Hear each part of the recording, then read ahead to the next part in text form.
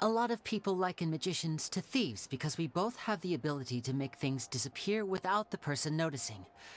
But there's an important difference that these people overlook. Allow me to demonstrate with a quick magic trick. Here, I have a flower, just an ordinary flower that was picked not long ago. Watch it carefully now. 3, 2, 1. It's gone! That's the question. Where did it go? Therein lies the difference between us. Thieves make precious things disappear, but only magicians make them reappear. If I could now invite you all to check your clothes, there might be a surprise in there somewhere.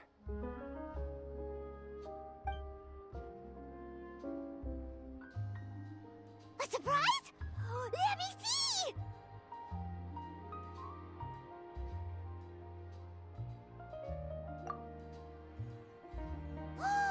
It's right there! But how? You haven't moved this whole time!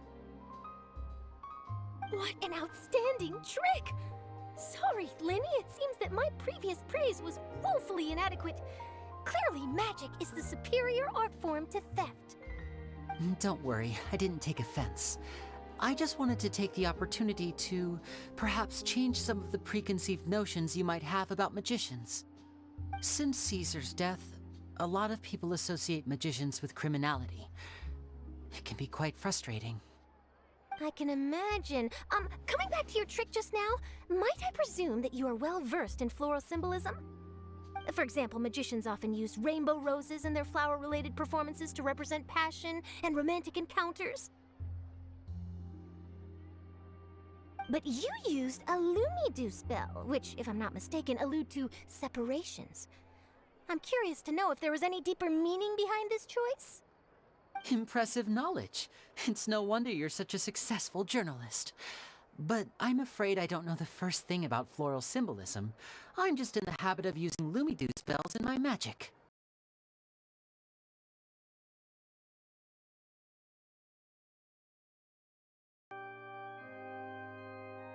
So, we're just going back now? That's true, but... Traveler, Paimon! Please wait. Lyney... I know you may not want to speak to me right now. Maybe you don't even want to look at me. But still, let me thank you again for defending me to the end, even after you learned that I'm a member of the Fatui. I guess. But regardless, I'd like the opportunity to set things straight. I didn't approach you with any ulterior motives or ill intent. I've spoken to you as myself, just plain Lyney this entire time.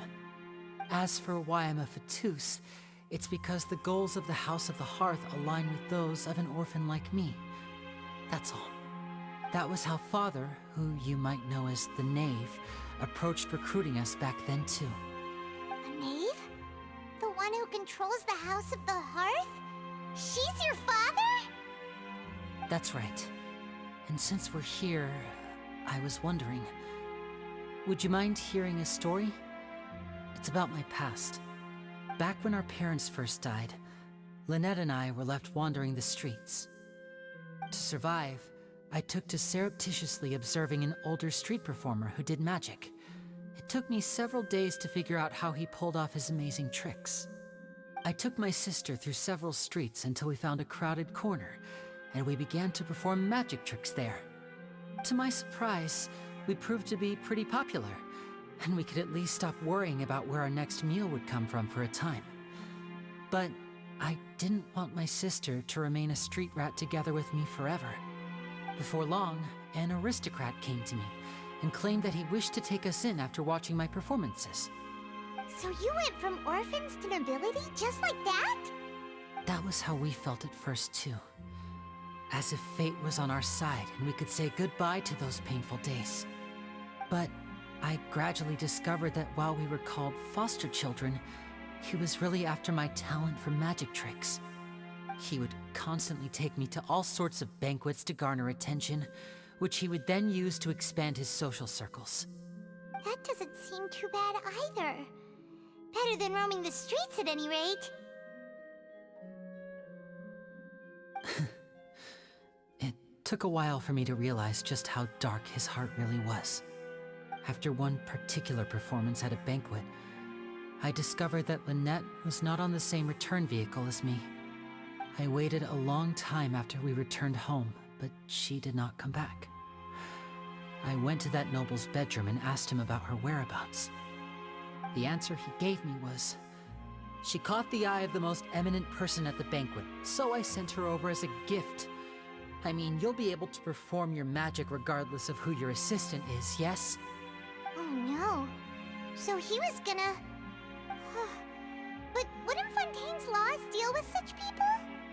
As far as outsiders are concerned, this is a relationship akin to adoption or foster care, and they have their ways of escaping the eye of the law.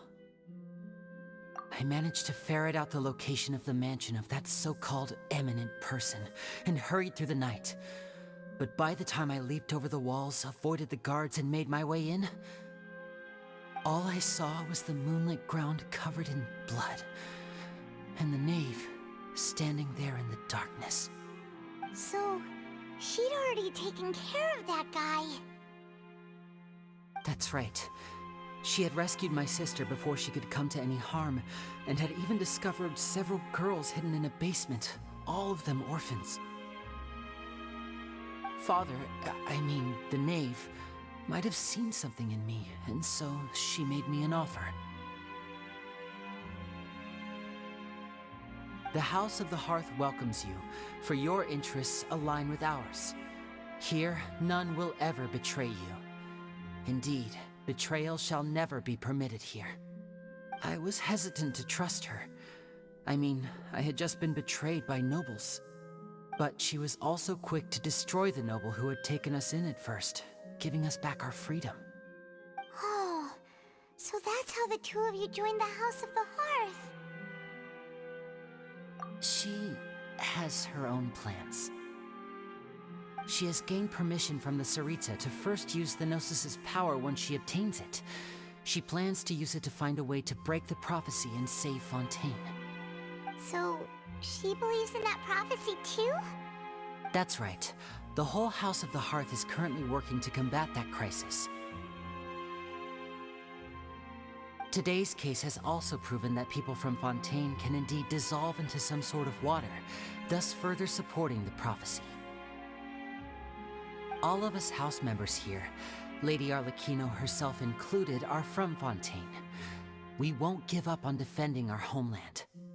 To us orphans, the only connection we have left to this world, apart from our family, is our homeland. So, from small deeds like distributing magic pockets to huge schemes like stealing a Gnosis, everything is aimed at dealing with that prophecy. It's all right. I understand. The only thing I can do is relate all this to you. I just hope you can understand that even as a member of the House, I have never stopped making my own decisions, and that I believe what I'm doing is right. If you should need anything at all in the future, feel free to find me. I will do my best to help you, as plain Lyney.